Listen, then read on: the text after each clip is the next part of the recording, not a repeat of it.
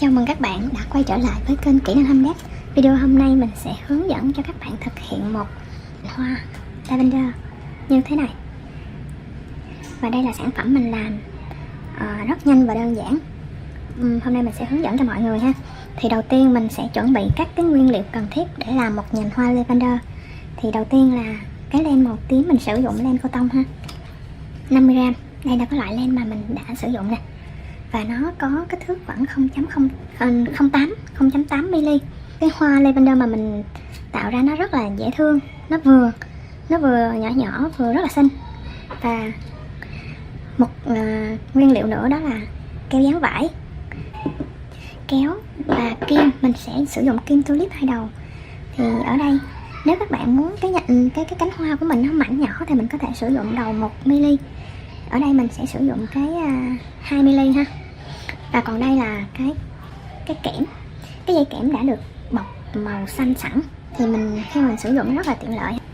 Đối với cái loại này thì mình sử dụng cái kẽm nhỏ như vậy thôi. Và bây giờ mình bắt đầu hướng dẫn nha. Lấy một mũi, 6 mũi ha, 2, 3, 4, 5, 6.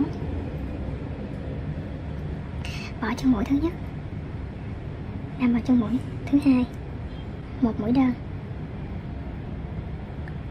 2,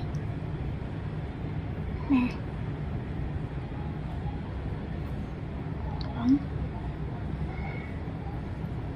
và 5. Rồi, tiếp tục chúng ta lên 6 chân mũi, 6 mũi bên. Và tương tự ta thực hiện tương tự ha, 5 mũi đơn, đâm vào chân mũi thứ hai, móc 5 mũi đơn,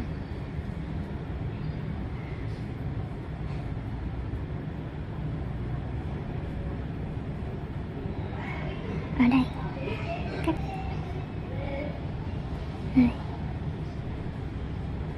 Và tương tự chúng ta lên 6 mũi ha, đâm vào chân mũi thứ hai, móc 5 mũi đơn,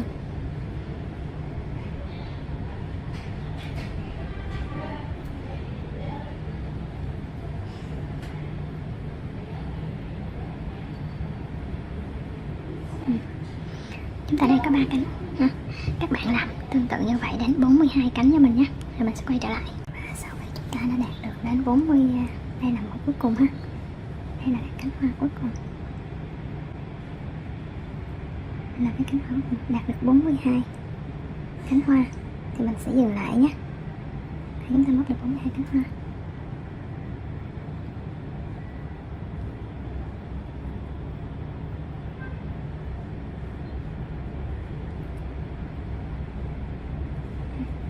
Và ở đây chúng mình sẽ kết thúc bằng một cái mũi đơn và cắt chỉ. Như vậy là chúng ta đã hoàn thành được một cái cánh hoa.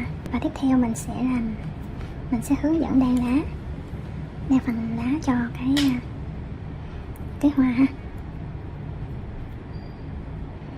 Ở đây phần lá mình sẽ lên 10 mũi, 10 mũi đơn, 11 mũi đơn, 2, 3, 4, 5, 6, 2, 4, 6, 7, 8, 9, 10 và 11. Ở đây mình sẽ kéo lên nha ha. Ở đây mình làm mũi đơn nha các anh chị. 1, 2, 3, 4, 5, 6, 7, 8, 9 và 10. Ta sẽ có 10 mũi đi qua 2 mũi ha, tất cả đều đi qua 2 mũi.